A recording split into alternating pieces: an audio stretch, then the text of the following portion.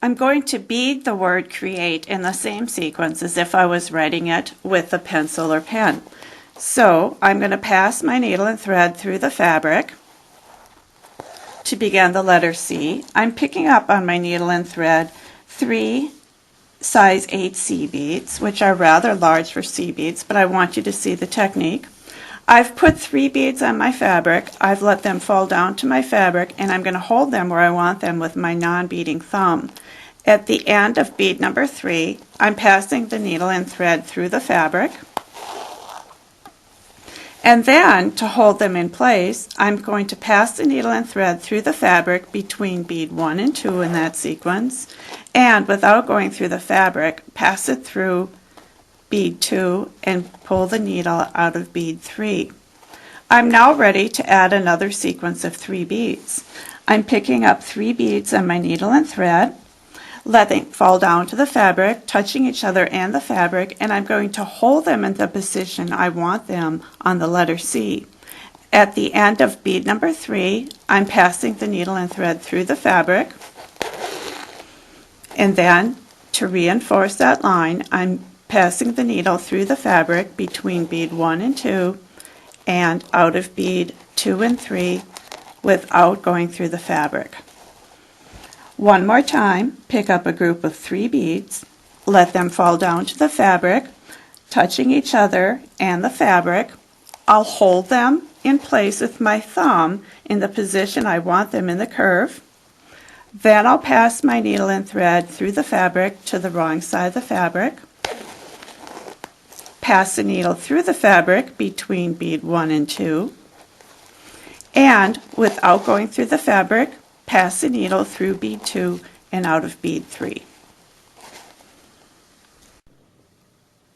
I finished the letter C, which is a continuous curved letter, and now I'm on to the R, which has points on it and actually some angles. So I'm going to come back through the fabric to the right side of the fabric, right at the end of the last bead that I've used in my beading backstitch. I'm going to put the needle and thread through that last bead in this direction, and now I'm going to put on 3 more beads to continue the beaded backstitch. Lay them on the fabric, touching each other and the fabric, holding them in place with my non-beading thumb so I can pass the needle and thread through the fabric.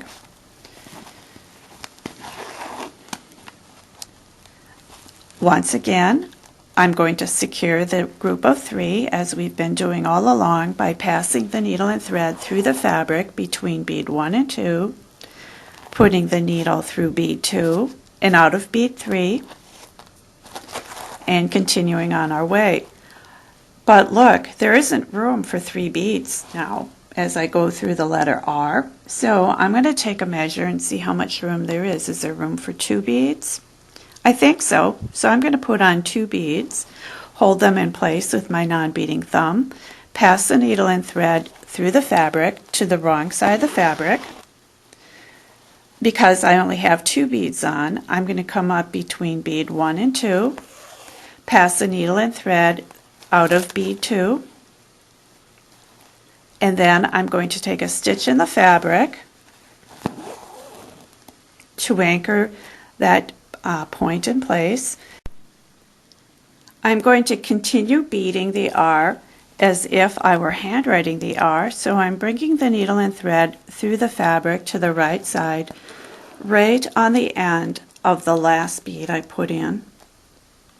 Then I'm going to pass the needle and thread in the position I want the letter to continue, which would be downward. So I put the needle and thread through the last bead and passed it downward in the direction I want to go. I'm going to continue doing the beaded backstitch with 3 beads. Lay them on the fabric, hold them in place with your non-beading thumb so you know where to pass the needle through. Pass the needle and thread through the fabric at the end of the last bead, bead number 3, and put the needle through the fabric between beads 1 and 2, and pass the needle through bead 2 and out of bead 3, and I can continue beading all the curves.